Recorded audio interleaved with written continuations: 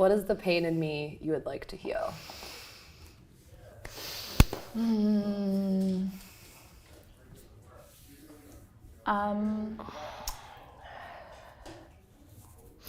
I think that in all the strength that you've shown and that you've had to show, and all of the resilience that you've had to be so strong to survive, to get through it all. Yeah. I think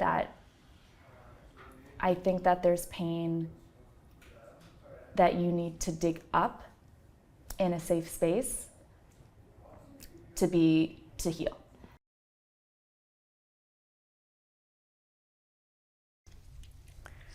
In what ways has being a survivor of human trafficking most affected the way you raised me? I always wanted to keep you aware of your surroundings as you were growing up, because, I mean, people think that people that get taken for human trafficking are being kidnapped off the streets. They're not. Right. It's people you know. And I just wanted you to be aware of your surroundings constantly. And even today, I'm like, Jasmine, pay attention to your surroundings, you know, because you never know what's gonna happen. And that's why I thought, I'm always gonna be honest. I wanted you to, be aware. Just be aware. And I know there was a couple times you couldn't understand why I would, tell a guy to stop looking at you and stuff. But it was because I wanted to protect you. I want to protect all my kids, because no one needs to go through what I went through. It's the most horrible thing ever. And, I'm going to do what I can to try to make this world a better place, because for a long time, being trafficked, this world an ugly place. And I had to do a lot of stuff, and all of it was illegal. So the only thing I can do now is try to help people, and, Yeah. Yeah, that's it. What's one experience you wish I never had, and why? Well, we can go into World War II. That's an experience you might wish I never had. Yes. Yeah. Marks you for the rest of your life.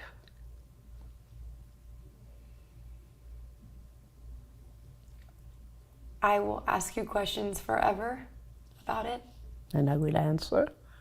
and I'll never fully understand what that felt like and what it feels like.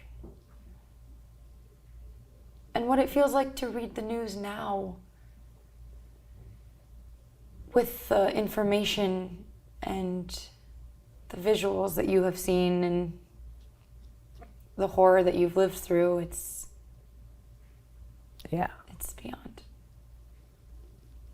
And it's very funny, the things that, some of the things I remember we were traveling when you could still travel a little bit from the south of France to visit Didier's parents. Mm-hmm. And we were in a station and the train stopped. And my mother said she wanted to go and look for a bathroom. And she went down, and I think we went down on the platform of the train, of the station. And suddenly, the train is going to leave. So there is a whistle, and the train people say the train is leaving, get back on the train. And where is my mother? I can feel it now. My father didn't know what to do. We had our valise on the train, and we could, of course, get on the train and get out the next station. until I saw her coming out of the building on the side and getting into the train, even over there, that didn't matter, but getting on the train. I was 11 years old, 10 years old. I mean, that was devastating, devastating. And that has stayed with me until today. I'm devastated now, thinking about it. Describe your 3 favorite memories we've shared.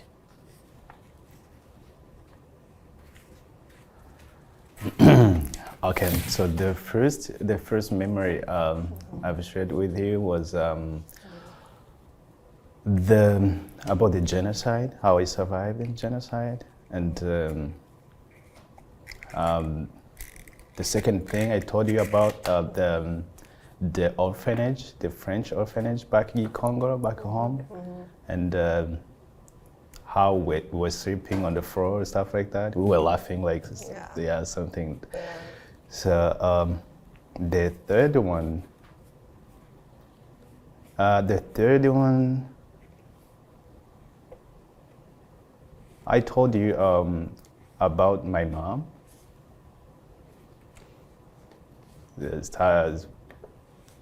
Yeah, that's 3 things very big I've shared with you. Yeah, that's all. What is the pain in me you wish you could heal?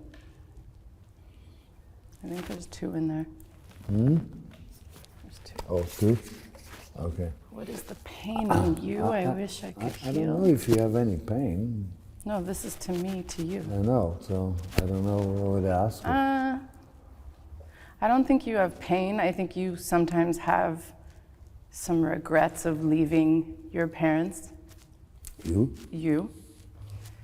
What's the pain?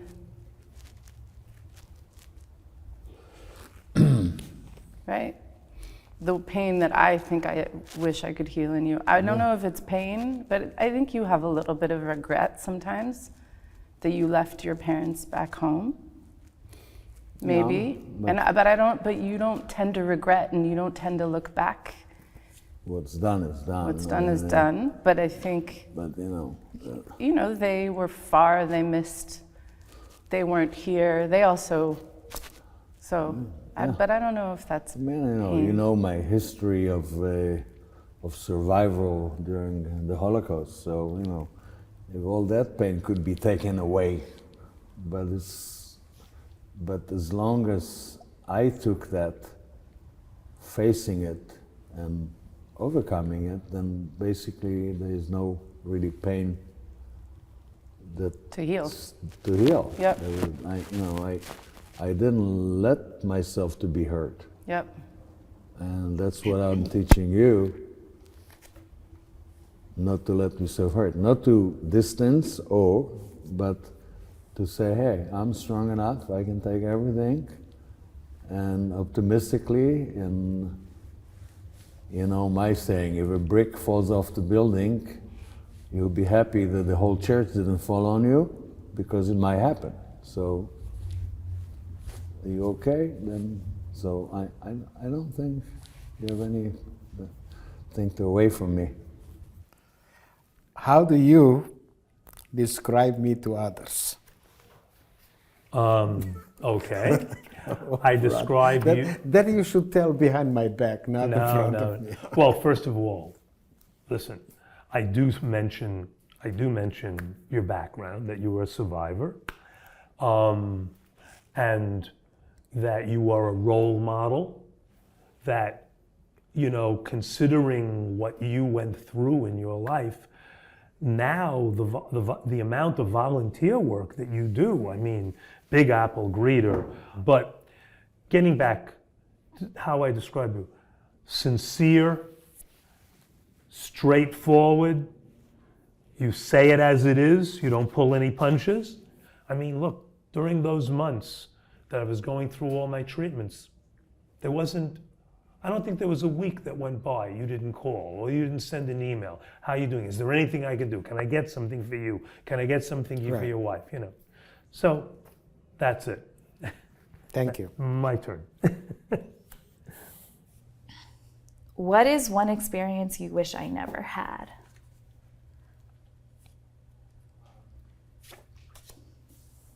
I mean, you know. Yeah.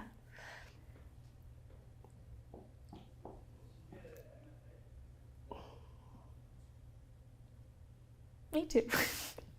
But not me too, because Me too. me too. Yeah, because it really, and not to be like super silver linings rah rah, but it is one of the reasons why I am the person I am. Yeah. And I really like the person I am. Most of the time. That's beautiful.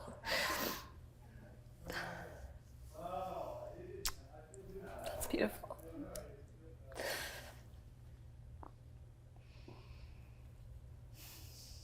I just hope it never happens to either of us. Like ever again.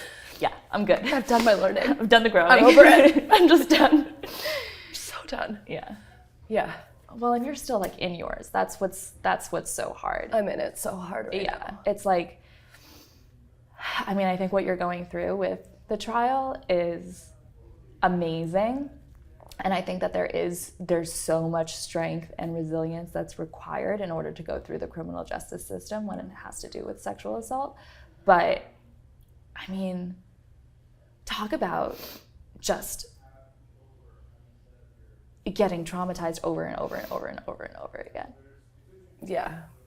You know, and just like having to retell your story so many different times to people who are not therapists, they're not counselors, they're not people who it's They have no fucking idea what they're doing, any of them. no, well that, and also it's you're in a position as a survivor where you're trying to convince someone that you're telling the truth. Yeah. Which is, I mean, that's the worst.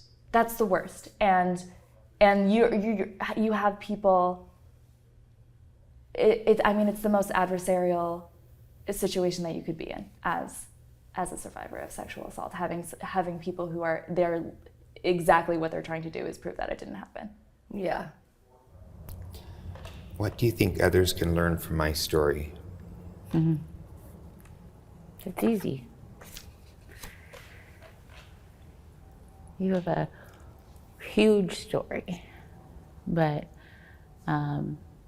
acceptance, forgiveness.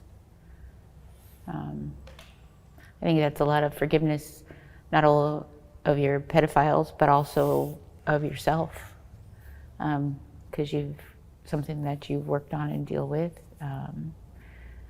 But you give such hope when you speak. When you tell your story, you give such an inspiration of hope to people, not only through, children that have been abused, but addicts and those that are lonely, and